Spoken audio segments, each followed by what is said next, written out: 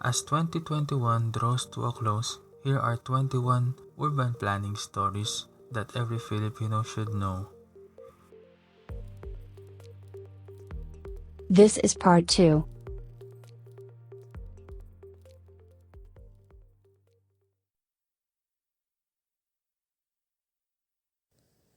Story number 14. The Pasig River was identified as the world's top plastic polluter by a study of Ocean Cleanup, a non-profit engineering environmental organization based in the Netherlands. As the Manila Times reports, the study found that a quarter of the rivers that were found to be responsible for 80% of ocean plastic pollution in the world are found in the Philippines. And the Pasig River is top among all waste-generating rivers. In relation, the Pasig River Rehabilitation Commission was abolished in 2019 because, quote-unquote, the river is already clean. Metropolitan waterways can be clean, as evidenced by some examples. In South Korea, this declaration that Pasig River is a top plastic polluter is not only an environmental problem, but also a social problem. Hopefully, the new institutional arrangements for managing the Pasig River will be as effective as initially hoped.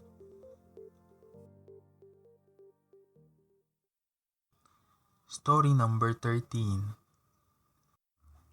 Master Plan for the Sustainable Urban Infrastructure Development of Metro Cagayan de Oro was turned over to NEDA Region 10. As the NEDA Region 10 press release reads, this plan highlights the role of Metro CDO as a major gateway and transshipment hub of Mindanao. Metro CDO is composed of 13 LGUs, 2 cities, 10 municipalities in Misamis Oriental, and 1 municipality in the Bukidnon province. Metropolitan service delivery is an important aspect of Filipino urban planning because of our metropolitan centers, both present and future, that need guidance in being the centers of inter-LGU alliances. Cagayan de Oro is the fourth metropolitan center of the Philippines, following Manila, Cebu, and Davao. Story number 12.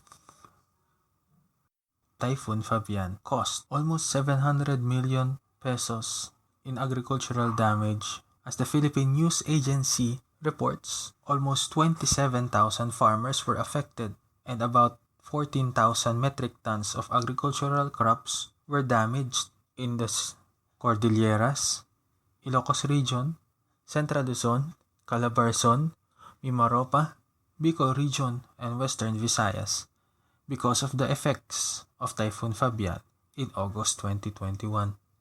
We are no longer surprised that about 20 tropical cyclones enter our Philippine area of responsibility annually, and 8 to 9 of these make landfall in our country. What's surprising is that Filipino urban planning is still not streamlined with disaster risk reduction and climate change adaptation.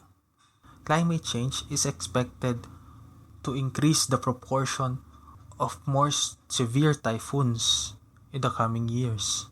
National and local planning should use loss and damage data to monitor and evaluate existing efforts in disaster risk reduction in relation to expected effects of climate change in the Philippines.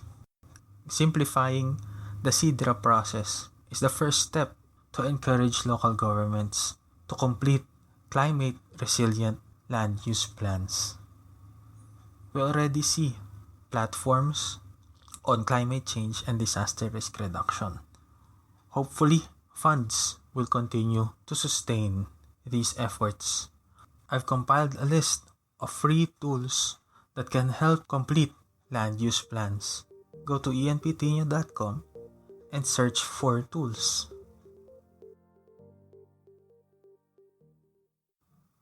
Story number 11. A global land use and land cover map was released by the Impact Observatory. This was developed with ESRI and in partnership with Microsoft AI for Earth. The land use land cover dataset was derived from a 10-meter spatial resolution satellite image and is a great starting point for local government planners, especially in the Philippines. What does this mean? This helps local government planners complete their land use plans, development plans, even disaster risk plans with updated land use and land cover information. However, there is a need for ground validation as this is a global dataset.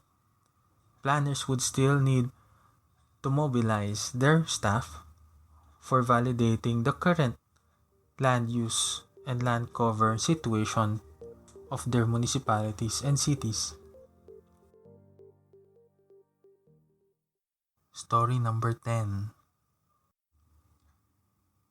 Philippine Identification System becomes available. Rappler reported that on April 30, the online portal for the Philippine Identification System registration started, but the website was not readily accessible due to technical difficulties.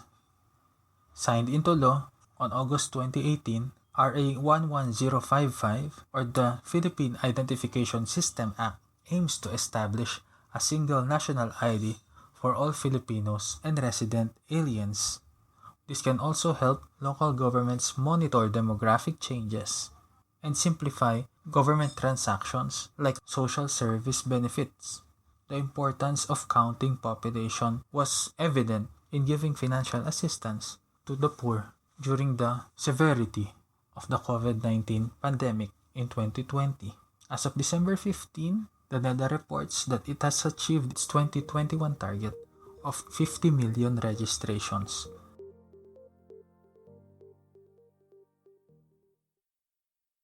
Story number 9.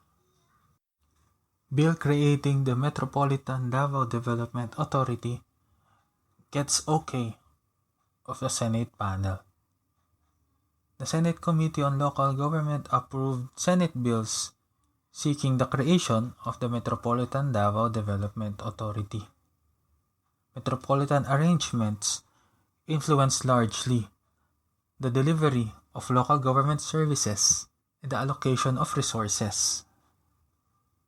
Metro Davao is composed of 6 cities and 8 municipalities, including Davao City, cities in Davao del Norte, Davao del Sur, Davao Oriental, and municipalities in Davao del Sur, Davao del Norte, Davao de Oro, and Davao Occidental.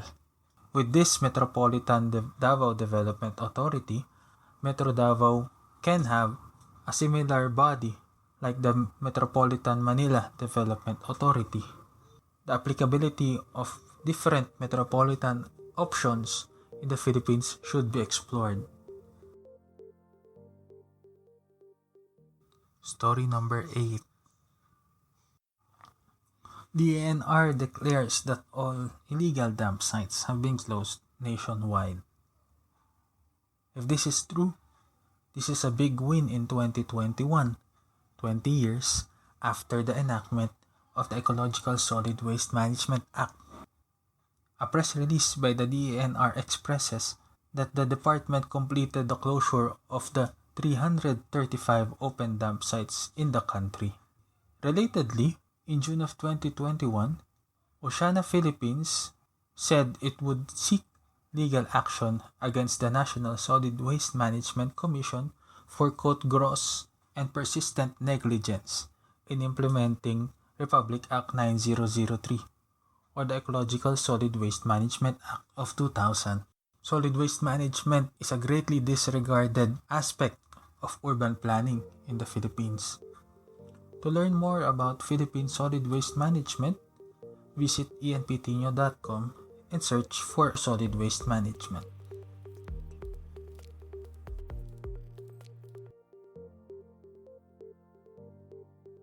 For story number 7 to 1, listen to part 3.